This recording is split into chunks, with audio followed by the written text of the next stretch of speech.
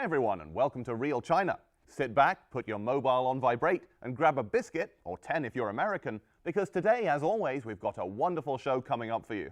Kei-Jin, our resident gossip girl, has a bunch of stories up her sleeve, including a massive payday for a Hong Kong legend. We'll have Zheng Lin's roundup of the week's most exciting Chinese movie news. And as always, I'll be counting down the top 5 movies at the Chinese box office. But first, let's take a look at a Hong Kong martial arts movie from last year.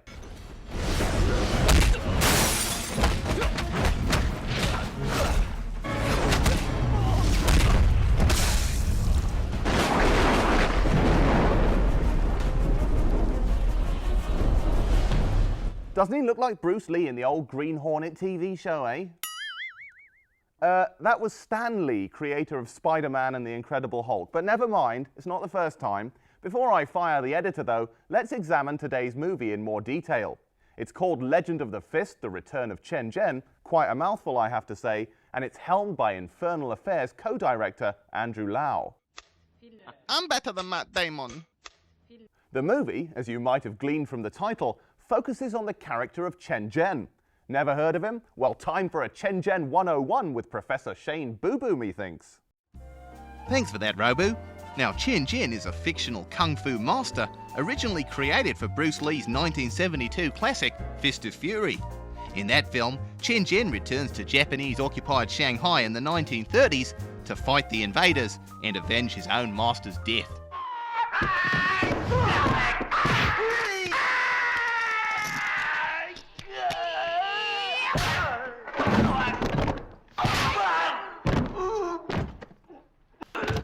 Since then, the character has been the subject of many movies and TV series, most notably 1994's Fist of Legend, starring Jet Li, and a 1995 TV series starring Donnie Yen. Andrew Lau's Legend of the Fist, The Return of Chen Zhen is a cinematic continuation of this TV series, with Donnie Yen reprising his role from 15 years earlier. That's why it's called The Return of Chen Zhen, I guess. Well done, Professor Boo Boo. Now, this most recent movie begins with Chen Zhen escaping from China with some fellow countrymen and joining the French in their fight against the Nazis.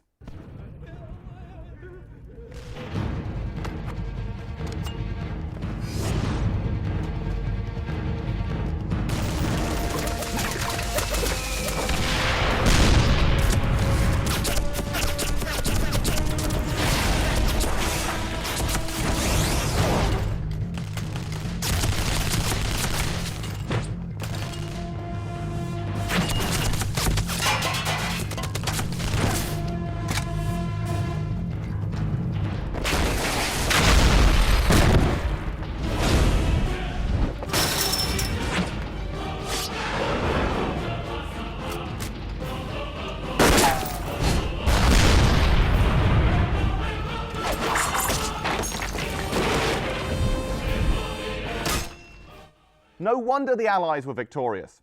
Now, after smashing tyranny in Europe, Chen Zhen returns to Shanghai, where he adopts a new identity and befriends a nightclub owner played by the always cool Anthony Wong. The boy, he's tall. The girl is waiting for you. With his wonderful pencil mustache disguise and suave suits, Chen Zhen, or Qi Tuanyuan as he's known, is also a hit with the ladies. One of these ladies just so happens to be Taiwan super hottie Xu Qi, playing a nightclub singer called Kiki. 有没有想过要离开上海啊？我又不是没离开过上海。 Kiki sounds like a stripper to me. Anyway, Chen Zhen joins the underground resistance and soon discovers a plot by the dastardly Japanese to assassinate General Zheng, the son of a northern warlord. Their hope is to push the blame onto a rival warlord, thus triggering a civil war in China. Cunning, but not cunning enough.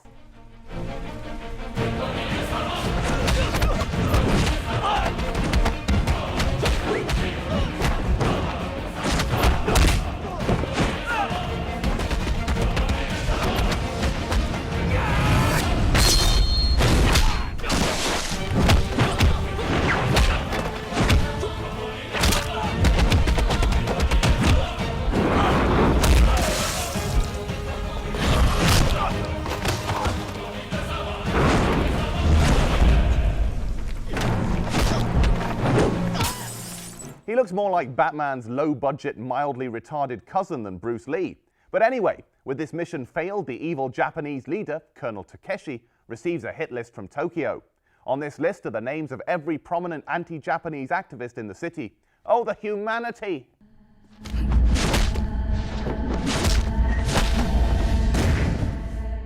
See how evil Colonel Takeshi is? If you can't be bothered to write a well-rounded character, just throw in a caricature. As you can see, he's the kind of guy who kills his underlings for no apparent reason.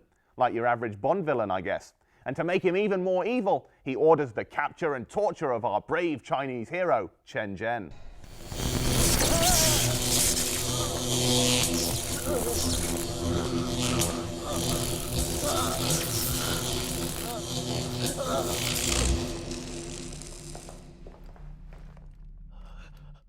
How can they do such awful things to Donnie? But you know what? It's not just Donnie who suffers. The editor of the Shanghai Times also gets roughed up. Can Donnie get to the newspaper office and save him in time?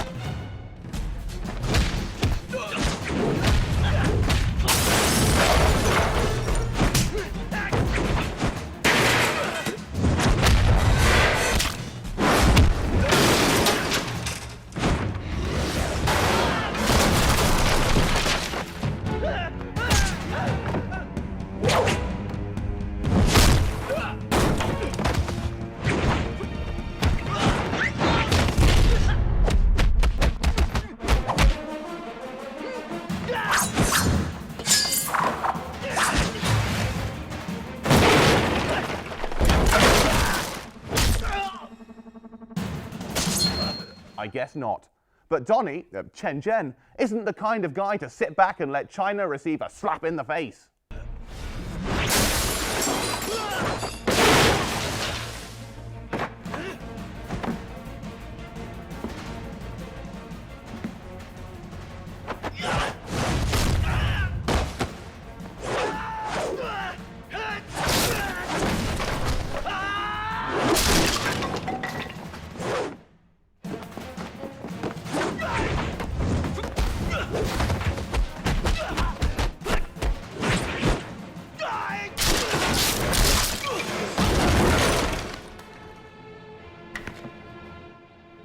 You go, Donnie! Now, it's no surprise that the movie is leading up to a big showdown between Kung Fu Master Chen Zhen and Karate King Colonel Takeshi. Only a simpleton wouldn't see that one coming. But it's not the destination that's important, it's the journey.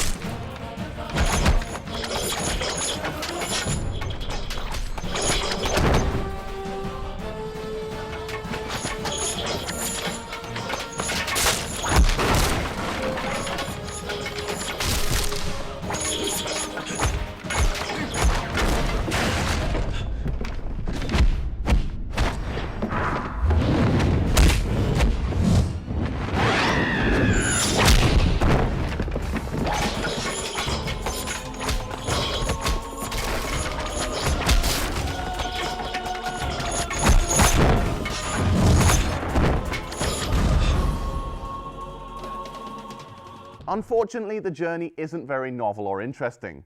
Why? Because as soon as we see Chen Zhen, he's already a superhero. There's no growth, no change, just a script that lets Donnie punch and kick people. Non-Chinese people, to be precise. To be honest, Legend of the Fist isn't the best title for this movie. I thought of a better one straight after I watched it. If you can accept a massive dose of jingoism with your kung fu and you don't care much for character development, give this one a go. And don't forget, it does have the delightful Shu Qi in it. Let's enjoy some of her sexy singing while Kei-Jin drags herself into the studio for her gossip roundup. Don't move. 我要带着你飞进梦幻世界里，给你更多惊喜，甩开所有的问题，烦人的事情，来这里寻开心。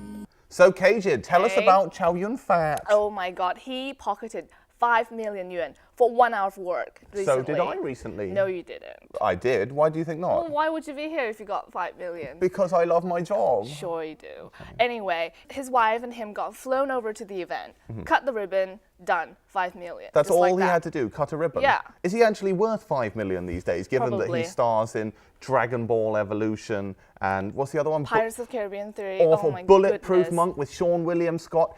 People who are in those movies don't deserve 5 million. No wonder we don't see him in good movies anymore. It's a pity. He's cutting ribbons. Well, for like, 5 who million. else in China do you think would be worth 5 million? Let's see. What about Jay Chou, singer? Maybe 2 million, I Okay. think. Andy Lau, Detective 2 D? million for sure. 2 million? Okay. He's getting Jet Li, older. Jet Li. 4.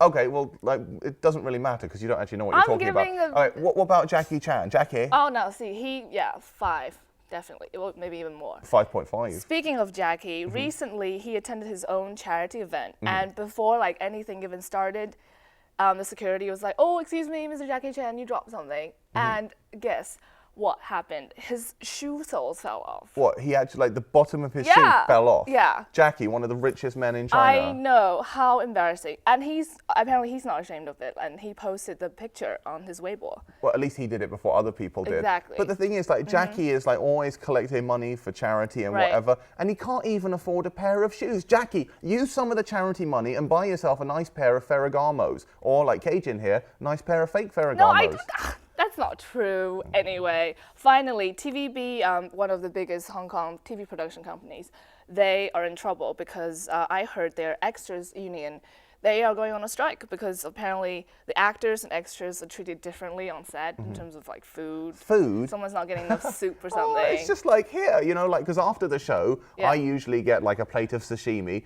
and Cajun here gets a dog bowl filled with a water. dog bowl? Yeah. Oh, no, Zhang Lian, he just starves, eh? As always, yeah. Sure. Anyway, so Well, like, it's quite, but yeah. we know that extras get treated badly because we well love that series with Ricky Gervais, Extras, do. and they get treated especially poorly, especially by Ben Stiller. I know. But have you ever been an extra on a set? Plenty of times when I was in film school. Really, Yeah. probably playing a monster, I No, guess. anyway, I can't believe this. Anyway, let's go to mini blog. Hi guys, and welcome to this week's movie news roundup. Taiwan entertainer Jay Chou successfully made the leap to Hollywood earlier this year, when he took over Bruce Lee's role of Kato in the Green Hornet remake. And now, as an added bonus, he's been nominated for an MTV Movie Award. However, the far-away singer, now aged 32, is actually the oldest nominee in the Best Breakthrough Performance category. That's no surprise, given that his fellow nominees include 27-year-old Englishman Andrew Garfield, star of the upcoming Amazing Spider-Man, and 14-year-old True Grit actress Haley Steinfeld. Sorry, Jay, but my money's on the little girl. Now let's check out how Batman star Christian Bale has been getting along with Chinese director Zhang Yimou. The pair recently finished their first collaboration on Nanjing Heroes, and it seems like the director was hugely impressed with its down-to-earth and hardworking star. According to Zhang, Bale was so low-key that he came to China all by himself, and he was very easygoing too. No diva behavior or screaming fits this time around. When acting, Bale liked to give several interpretations of each scene, then let Zhang choose the best one. Now that's dedication. Before Bale flew off to shoot The Dark Knight Rises, he even posed for a group photo with the crew. Clearly, none of them walked through his line of sight during a scene. The film is expected to wrap in June and hit screens in December. Can't wait to see it. Well, that's all I have this week. Back to you in the studio. Yet another movie, Nanjing Heroes, about the evil Japanese. A bit tedious now, isn't Yeah, it? but don't forget, Batman's in China, so it's different. That First is time. true. I've never seen Christian Bale fighting the Japanese. I'm gonna kill you all! Oh my gosh, okay, alright, top 5. Rounding out the top 5 is 300 director Zack Snyder's action fantasy Sucker Punch. Emily Browning stars as Baby Doll, a young woman confined to a mental hospital. In the days leading up to her lobotomy, she creates a fantasy world inhabited by such super hotties as Abby Cornish, Jenna Malone, Vanessa Hudgens, and the delightful Jamie Chung.